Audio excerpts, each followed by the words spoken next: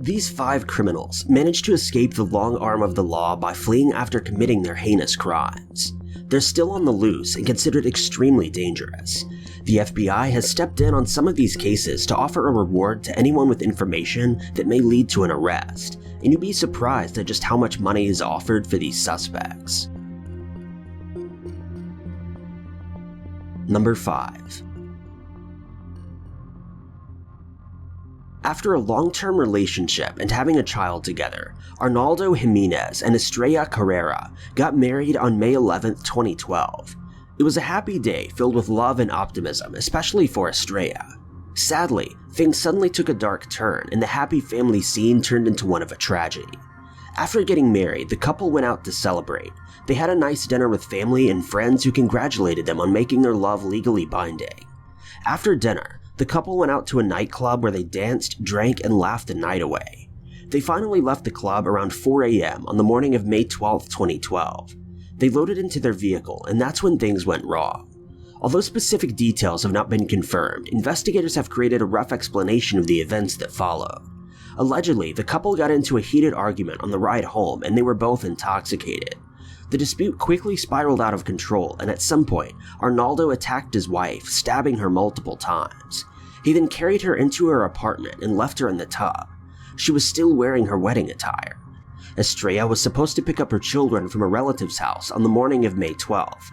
Since she didn't arrive though, her friends and family members tried desperately to get a hold of her, hoping that a heavy night of drinking was the cause of her silence.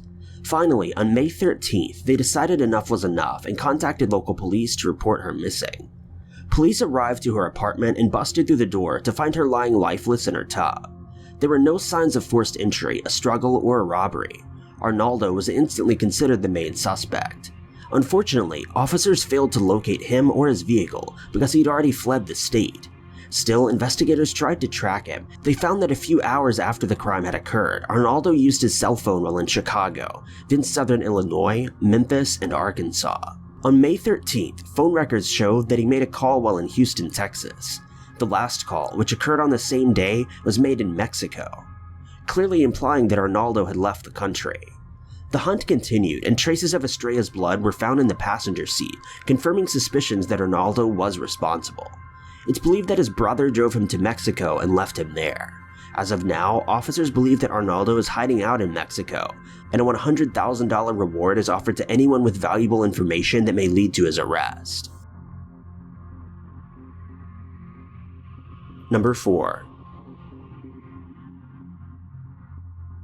On August 9, 2016, 18-year-old Alejandro Castillo contacted a young woman named Truc Quang, also known as Sandy. They had met a year before through work and had briefly dated. It's unclear if the breakup was mutual, but either way, the two were apparently still friends, and Sandy had previously given Alejandro money as a loan. Alejandro texted Sandy, claiming that he wanted to leave her some money to pay off his debt.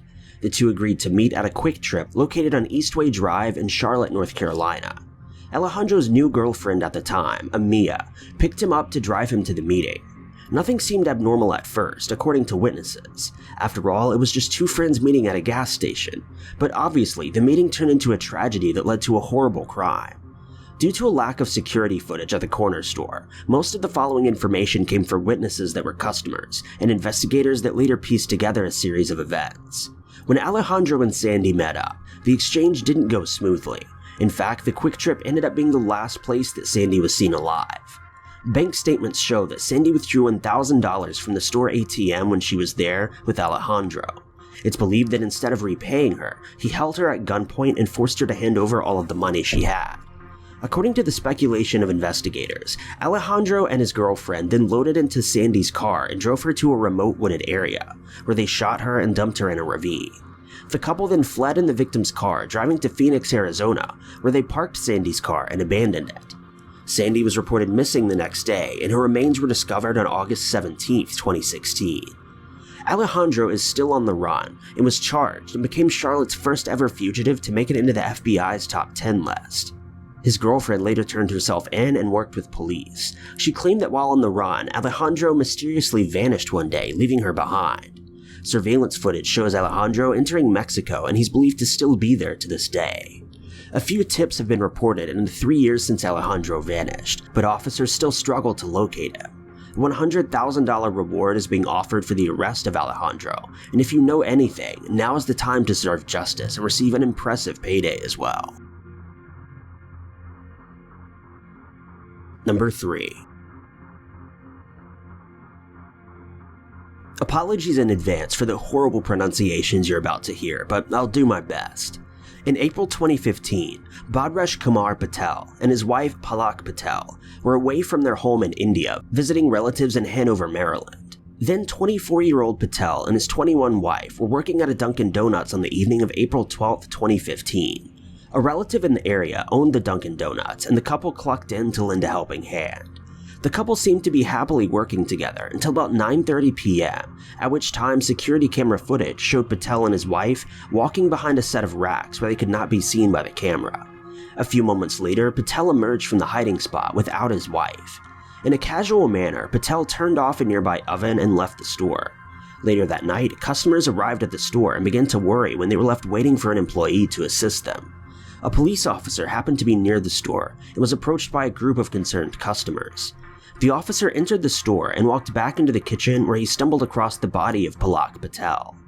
Investigators made their main priority to check surveillance footage, which exposed Patel as the suspect. Unfortunately, he was not identified until an hour later after he had already fled. Those that were close to the couple speculated that they got into a heated argument over their residence. Patel wanted desperately to return to his life in India, but his wife insisted that they stay in the US. It may seem like a silly conflict, but it was enough for Patel to act out violently. A series of evidence showed that after the crime, Patel went to his apartment on foot to gather some important belongings. He then collected a cab and went to Newark, New Jersey. Surveillance footage shows Patel checking into a small hotel near an airport. He paid in cash, spent the night, and checked out early the next morning. He was last seen at a nearby shuttle station. It's very unclear where Patel might be right now. Investigators found that he had connections in Canada, India, New Jersey, Kentucky, Georgia, and Illinois. Additionally, he could have returned home to India. Patel has been listed on the FBI's top 10 wanted fugitives, and a $100,000 reward is offered for any information that leads to his whereabouts. Number 2. Eugene Palmer is an American fugitive accused of killing his daughter-in-law, Tammy. Eugene's son, John, was married to Tammy for several years. The couple had children together and lived in Stony Point, New York, in a small home in which Eugene owned. Additionally, Eugene lived right next door to the couple and was very involved in their relationship. Not much went on that Eugene didn't know about. Apparently, the relationship between John and Tammy hit a rough patch, and the couple started seeing other people. Tammy allegedly filed for a restraining order against John, threatening to file for divorce, and she claimed that she was going to sue for the land that Eugene owned. This all became too much for Eugene, who was enraged at Tammy's threats. On September 24, 2012, it's believed that Eugene hid in a wooded area near Tammy's home. He waited while Tammy walked with her 2 children to a bus stop, and as she walked toward her front door, Eugene rushed her and shot her several times. One of those shots hit her in the chest, and she unfortunately passed away. Eugene fled the scene in his pickup truck, which was later found abandoned near a park where investigators believe he ran through on foot. Search dogs and countless officials searched the park for any sign of Eugene, but found nothing. His family believes that he passed in the woods after getting lost, but his body has yet to be found, meaning that he's still considered a wanted fugitive. In May of 2019, Eugene Palmer was added to the FBI's top 10 wanted list. He's considered dangerous and mentally unstable. A reward of $100,000 is being offered for information leading to his capture. Number 1.